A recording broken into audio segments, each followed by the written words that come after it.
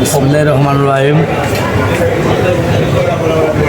সম্মানিত উপস্থিত দেশ ও বিদেশে যারা আমার এই ভিডিও দেখতেছেন, আমার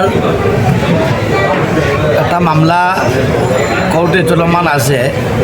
ধারাবাহিকতায় আলী আহমদ লাংলাগুনা দত্তগ্রাম বিয়ানীবাজার উপজেলার বাড়ি, তার চক্র মাইনুদ্দিন, তার অ্যাড্রেসও আছে, তার ঢাকাতে তার দোকান আছে। এটা একটা চক্র লিবিয়াত নিয়া আমার মামাতো ভাই, আমার বাতিজা মুক্তিপণ দাবি করি ঘর দুয়ার বাড়িঘর বেচিয়া বাদে তারা টাকা পয়সা নিয়া, মানে এদের অবস্থা খুব খারাপ অবস্থা নিয়ে মনে করো বাংলাদেশে পাঠাইছে, মননাপূর্ণ অবস্থায় আছে।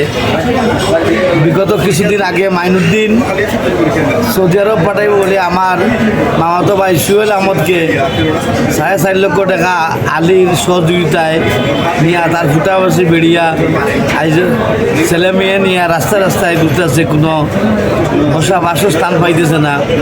আমি ঊর্ধ্বতন কর্মকর্তা প্রতি দৃষ্টি আকর্ষণ করছি, এইসব চক্রকে আইনের আওতায় আনিয়া বিচারের আইন নেওয়ার জন্য আমি আমার সবিনয় অনুরোধ করছি। এই আশা প্রত্যাশা রেখে আমি আমার বক্তব্য শেষ করলাম। আসসালামু আলাইকুম।